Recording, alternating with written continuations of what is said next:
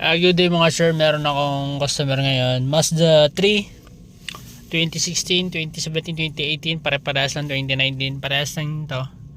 So, dinala niya kasi dito kasi may umilaw daw dito sa may dashboard, sabi niya. So, sabi niya, bigla na lang daw may umilaw na wrench dito sa dashboard. So, tingnan natin. Yun yata yung wrench. Start. Yun nga mga sir, ito yung nakailaw, yung wrench. So ito kasi kapag umilaw yan, alam ko kasi every 6 months yan, or kaya 5,000 kilometers. Hindi ko lang sure pero every 6 months yan lumilitaw. So yan kasi mga sir, umiilaw yan kapag inabot na yung 6 months, kasi yan yung sa service maintenance, sa change oil mga sir. So after natin i-change oil, i-reset natin yan. So papakita ko sa inyo kung paano mag-reset ng oil range maintenance sa Mazda 3 2016, 17, 18, 19, parehas lang sa may ganitong monitor.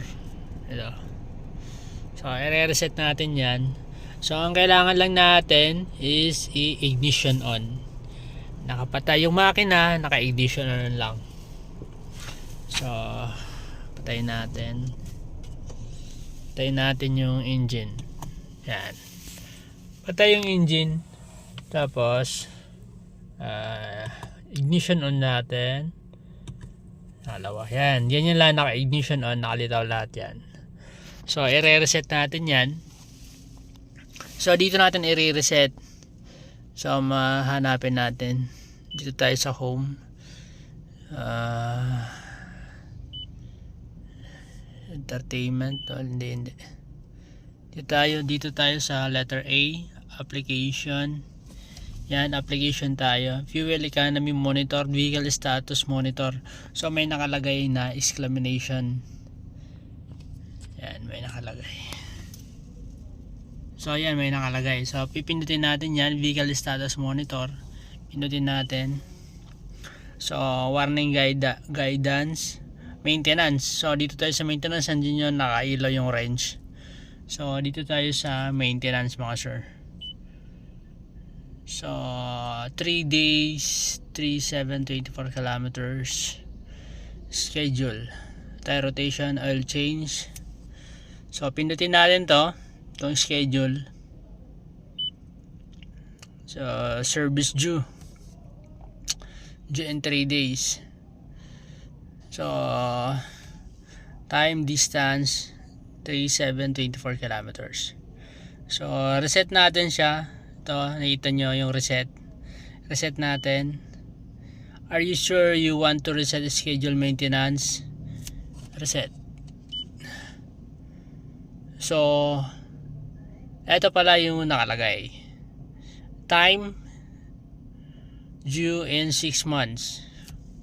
So distance due in 10,000 kilometers. So kung alin dyan sa dalawang mauna mga sir, either 6 months or 10,000 kilometers, iilaw na yung wrench. Yung dito. Yung maintenance wrench. Service maintenance. So ito, na-reset na natin to. Ito na siya. So simula ngayon magbibilang yan ng 6 months or 10,000 kilometers bago siya iilaw.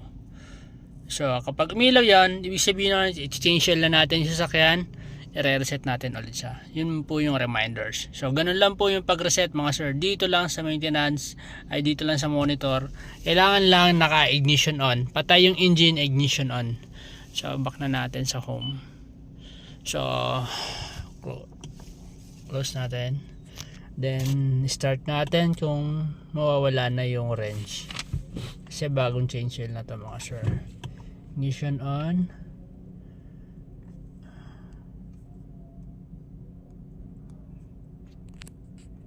Apak ng brake. Start.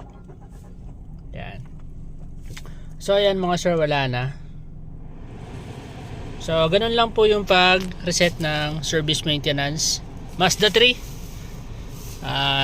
Parang parehas lang ng Mazda 2 sa may ganito, parehas lang na pag-reset ng range, service maintenance. So ganun lang po yung pag-reset mga sir, mga ma'am.